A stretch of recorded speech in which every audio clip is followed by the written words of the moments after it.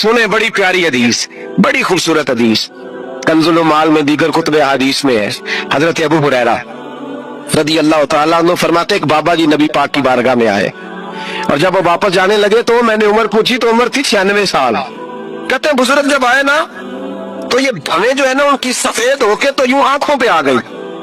बड़ी छड़ी बाबा जी ने पकड़ी हुई और दोनों हाथ पकड़ के ना छड़ी के ऊपर झुके हुए हैं, एक जानी कुर्बान जाऊं।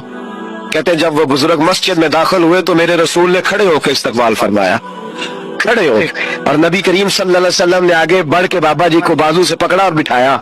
हुजूर बैठ गए। कहा बुजुर्गों कैसे आए हो?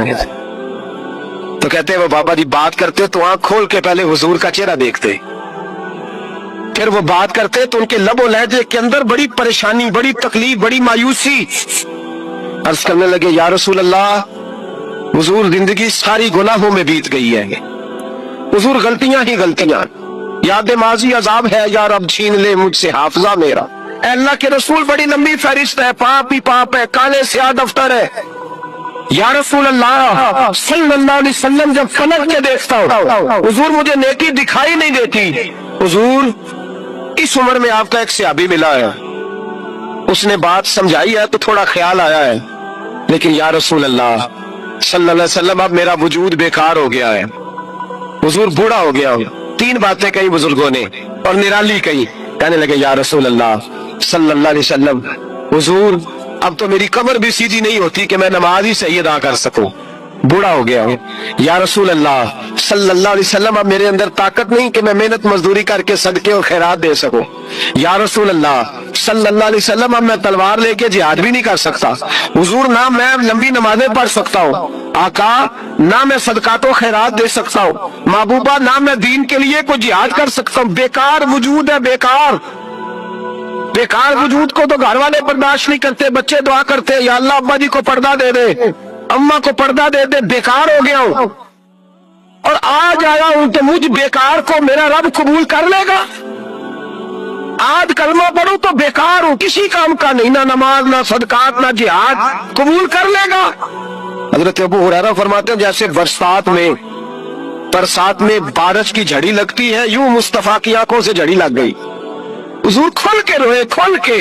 और मेरे हबीबे पाक ने फरमाया बुजुर्गों बड़े मुजाहिद हैं, दीन के लिए जिहाद करने वाले बड़े हैं, रब करीम को आपकी तलवार की इतनी हाजत नहीं।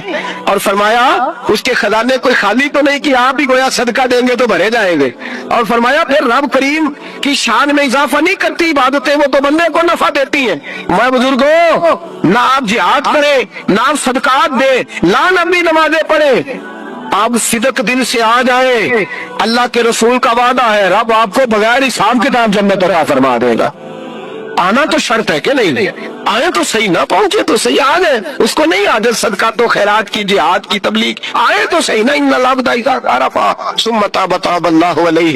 मेरे हबीब ने फरमाया बंदा जब रो के कहता है ना या अल्लाह गलती हो गई माफ कर दे, फरमाया मेरा मालिक उसे फौरन ही माफ फरमा देता है। तू आ तो सही, तू आता ही नहीं, तू आ ही नहीं रहा, तू घर में बैठा हुआ है, तू सोया हुआ है, तू दुकानदारी कर रहा है, तू पैसे गिन रहा है, तू आया ही नहीं, आ तो सही।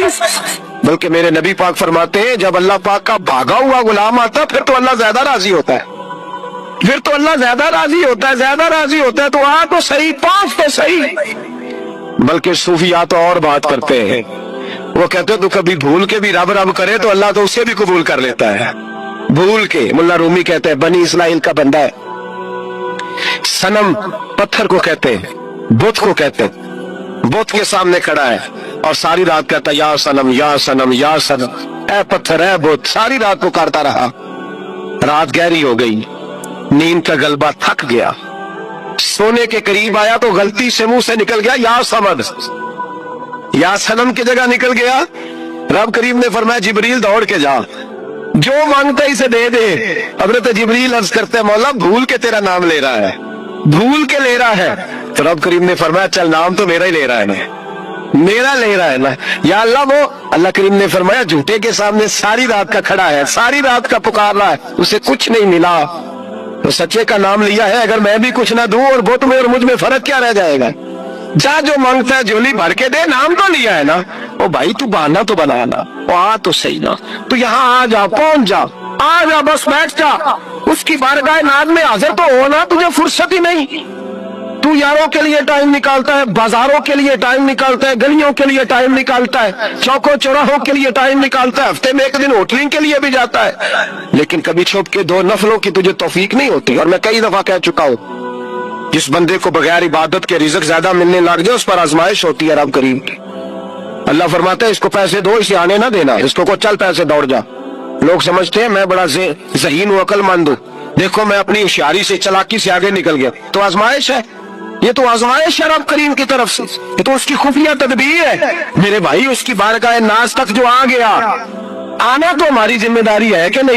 بڑے آئے بڑے چلے گئے, بڑے آئے بڑے نکل گئے, توجہ ہی نہیں, میاد ہی نہیں. حضرت مولا علی شیر خدا, علی المرتضی, امام الاولیاء, صاحب صدق و صفا, داماد مصطفیٰ صلی اللہ علیہ وسلم, اسد اللہ, حضرت علی شیر خدا رضی اللہ تعالیٰ عنہ کوفے کے چوک میں کھڑے تھے تو کہہ رہے تھے یار میری نہ تامت پرانی ہو گئی ہے, یہ میں نے زرہ بیچنی ہے, کوئی بندہ مجھ سے خرید لو تاکہ میں نئی تامت لے لوں.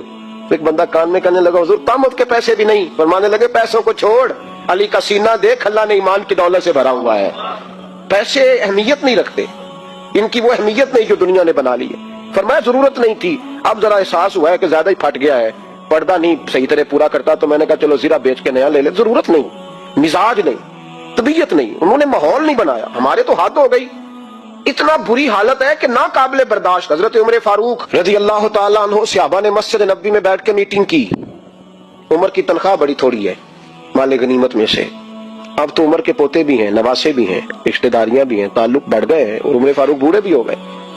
میٹنگ ہوئی مسجد میں, اس طرح کریں کہ عمر کا کچھ تھوڑا سا نا مشاعرہ, کچھ تنخواہ, کچھ خدمت, کچھ وظیفہ بڑھا دیں. بات طے ہو گئی, تو مکمل ہو گئی تو کہنے لگے یہ بتاؤ شہر سے بات کس نے کرنی ہے, ادھر جائے گا کون, پہلے اس کا نام تو بتاؤ, وہاں جائے گا کون. تو انہوں نے کہا یہ تو ہم نے سوچا ہی نہیں, بات تو بڑی تگڑی ہے, عمر سے کون بات کرے گا, یہاں جتنا مرضی تگڑا پیر ہو آپ نذرانہ لے کے جائے, مسئلہ ہی کوئی نہیں. ابھی کسی کو کہنا پڑا ہے, تو کہتے ہیں جناب کون بات کرے گا.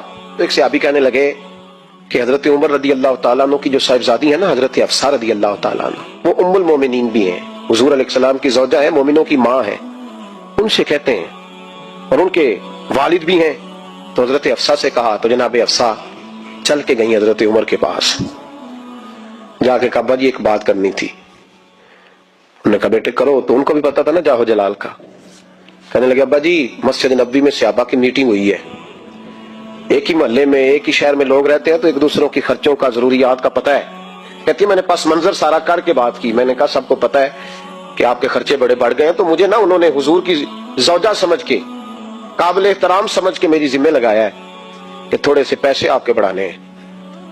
حضرت عمر فاروق رضی اللہ تعالیٰ عنہ کی صاحبزادی کہتے ہیں عمر کو اتنا جلال آیا کہ اٹھ کے کھڑے ہو گئے. کہنے لگے حفصہ ان لوگوں کے نام بتا, میں انہیں دروں سے ماروں گا, اور اس طرح ماروں گا کہ ان کی کمر پہ نشان پڑے, ان کی کمروں پہ نشان پڑے, اس انداز میں درے ماروں گا کہ مجھے زخم نظر آئے.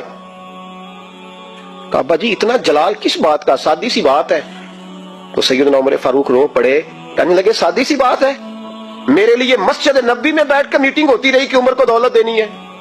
لوگوں نے یہ مجھے سمجھ لیا ہے, مسجد نبوی میں بیٹھ کر میرے لیے یہ میٹنگ ہوتی رہی کہ عمر کو پیسے دینے ہیں, اس کو دولت کے ساتھ ہم نے نواز رہے. مسجد نبوی میں میرے لیے کس کو یہ جرت ہوئی. فرمایا حفصہ کاش کہ تو میرے پاس پیغام لے کے نہ آتی, کوئی اور آتا اور پھر میں اسے دروں سے مارتا. حضرت حفصہ کہتی ہے میں خاموش ہوئی تو میری طرف دیکھ کے فرمانے لگے بتا نا, تو نبی پاک کے گھر میں رہتی تھی, میرے مصطفیٰ کا طریقہ کیا تھا, کرنا بات اس طریقے پہ میرے ساتھ گفتگو کر. تو حضرت حفصہ کہتی میں رو پڑی. میں نے کہا ابا جی غلطی ہو گئی, آئندہ نہیں کروں گی. بھائی معیار بنایا ہوا تھا, آپ یقین کریں ہمارے تعلقات, آپ شادی پہ دیکھ لیں جو غریب رشتہ دار ہے اسے کون منانے جاتا ہے, لیکن ساری برادری کٹھی اس کے دروازے پہ بیٹھی ہے, جس نے آنا ہے تو کچھ لے کے آنا ہے. ہر چیز دولت میں تلے گی, معیار ہی دولت بن گیا ہے, مقصود ہی دولت بن گیا ہے. اس پیسے نے, اس دنیا داری نے, دنیا دار پجاری زردے کتےاں دے گل ٹلی ہو, اتنا سخت رویہ لوگوں نے اپنا لیا, رشتوں کا تقدس نہیں رہا. ایک مجلس میں نے ایسا رنگ بھی دیکھا, ایک ایسا شخص جسے میں ذاتی طور پہ جانتا ہوں کہ عالم بھی ہے, پرہیزگار بھی ہے, نیک بھی ہے, وہ بھی بیٹھا تھا, اور اس کے ساتھ ایک سیٹھ بھی بیٹھا تھا. لیکن جو لوگوں کا عقیدت کا رشتہ اس درویش کے ساتھ ہونا چاہیے تھا وہ سیٹھ کے ساتھ تھا. تو میں غور کر رہا تھا کہ یار قوم کا ذہن کس طرح کا ہو گیا, صرف اس کے ہاتھ میں پیسے, جب دولت مند ہے، اس آدمی کی درویشی بھی گئی، علم بھی گیا، تقوی بھی گیا، صرف پیسے نہیں ہے اس کے پاس، تو وہ کونے میں لگا ہوا ہے۔